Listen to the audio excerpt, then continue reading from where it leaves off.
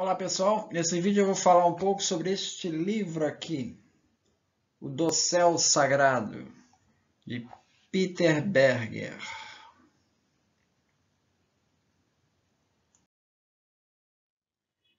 Esse livro, ele é da primeira fase do Peter Berger, né? Essa primeira fase do Dossel Sagrado, né?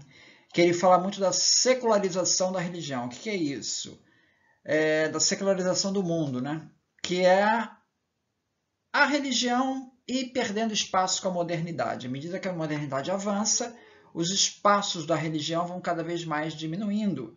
O homem vai cada vez menos recorrendo à religião para explicar o mundo, né?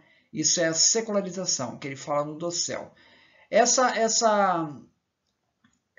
tese, né, ele com o tempo, ele foi abrandando essa tese, né? Já nesse segundo livro, que é sobre a dessecularização do mundo, né, ele já fala que não, que a religião ela ainda continua tendo um papel, tá? E no livro mais recente, que é um pouco antes dele falecer, né, em 2017, Os Múltiplos Altares da Modernidade, ele já fala de uma posição mais intermediária, né? Ele diz que a religião ainda tem o seu papel e a secularização continua avançando. Quer dizer, e ele fala dessa situação ali.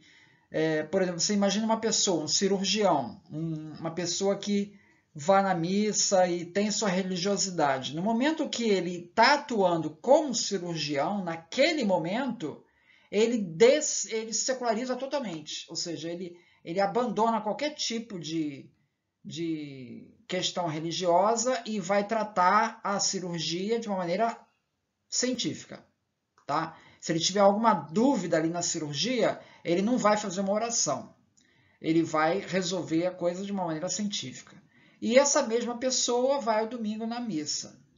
Então, esse tipo de coisa, esse comportamento híbrido, é bastante comum e explica essa continuidade da religião. Isso tudo, na verdade, vem de uma crítica, né? Que assim, aquela tendência de secularização que foi detectada no início, ela não se confirmou na medida que você cada vez mais tem movimentos fundamentalistas, tá? Então foi necessário Peter Berger dar uma readaptada aí na teoria dele. Então, a teoria dele, ele parte então do princípio que a sociedade é um produto do homem, tá? Por sua vez, é o produto da sociedade. A sociedade é um fenômeno dialético, que consiste em 3 passos que ele define. A exteriorização é o primeiro passo, né, de um conceito. Segundo, a objetivação desse conceito. E terceiro, a interiorização, quando a pessoa absorve aquele conceito, toma para si, e ela acaba até esquecendo aquela primeira etapa da exteriorização, né? Então existe aí um fenômeno de alienação. A pessoa toma aquele conceito secularizado como se fosse uma verdade dela e esquece até as origens disso. Então, existe um fenômeno de alienação nesse processo. Essa alienação é um processo pelo qual essa relação dialética entre o indivíduo e o seu mundo acaba sendo perdida pela consciência da pessoa, né? O indivíduo esquece que esse mundo foi e continua sendo produzido por ele. Então, ele parte do princípio que aquela explicação que ele está dando é uma explicação natural, da natureza. Ele perde a perspectiva que aquilo dali foi uma criação de algum humano, né? Na medida em que a consciência alienada baseia-se nessa falácia, ela é uma falsa consciência. Esse é um conceito marxista que o Berger está tomando, né? Pela alienação, a objetividade humana do mundo social transforma-se numa objetividade não humana.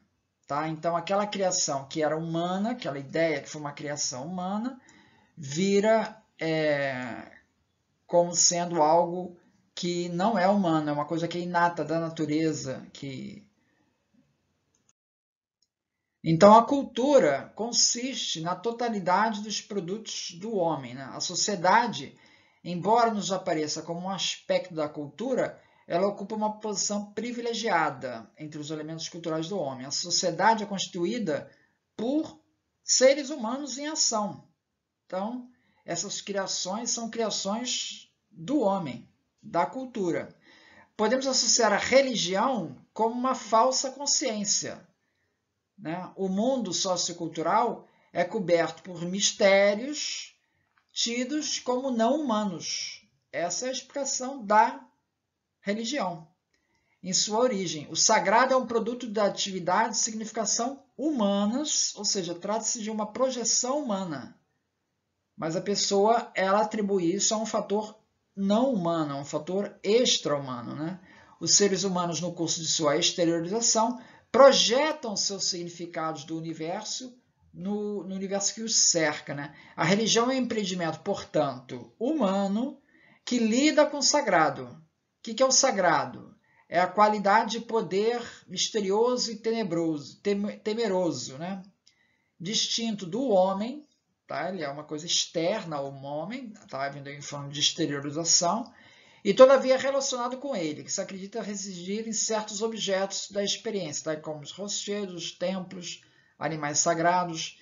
Então a religião é uma tentativa humana de construir uma ordem no mundo caótico, né?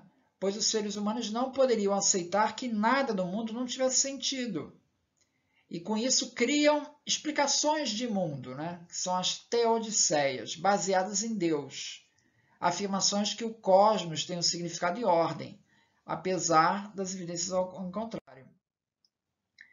Ele fala um pouco também do gnosticismo, né? O gnosticismo, aí é que eu queria entrar no ponto central aí da questão. Então, veja, a religião é uma criação humana, e ela, seguindo uma tese marxista, segundo Marx, essa criação humana ela é feita para perpetuar os interesses da classe dominante. O Berger discorda disso. Ele vai dizer o seguinte, olha, pega o exemplo do gnosticismo. Ele é uma construção que enxerga o mundo material como mau e caótico. O gnosticismo ele foi rejeitado por cristãos e judeus, porque representava uma ameaça à existência do mundo material. Então, segundo Peter Berger, é um grave engano encarar as formações religiosas como sendo simplesmente resultados mecânicos da atividade que as produziu. Ou seja, reflexos inertes da base social. Há aqui uma crítica direta ao Marx, né? Pelo contrário, a formação religiosa é capaz de abrir e agir capaz de agir sobre a base e modificá-la. Olha o exemplo do gnosticismo. A pessoa criou uma ideia religiosa, essa ideia religiosa evoluiu para o gnosticismo, e o gnosticismo ele derruba a própria existência material. Então, como é que isso está atendendo a classe dominante? Está querendo acabar com tudo. É mais para o anarquismo, né? Então, embora a religião tenha uma tendência intrínseca para legitimar a alienação, há também a possibilidade de desalienação, possa ser legitimada pela religião em casos históricos específicos. O caso aqui do gnosticismo é um caso. A religião aparece na história quer como força que sustenta, quer como força que abala o mundo. Nessas duas manifestações, ela tem sido tanto alienante, que é o caso mais comum, quanto desalienante. A situação em que abala o mundo, o caso do gnosticismo. Nos dois casos, ela é uma projeção de significados humanos. Então, a secularização, ele vai falar no livro, né, é o processo pelo qual setores da sociedade e da cultura são subtraídos à dominação das instituições e símbolos religiosos.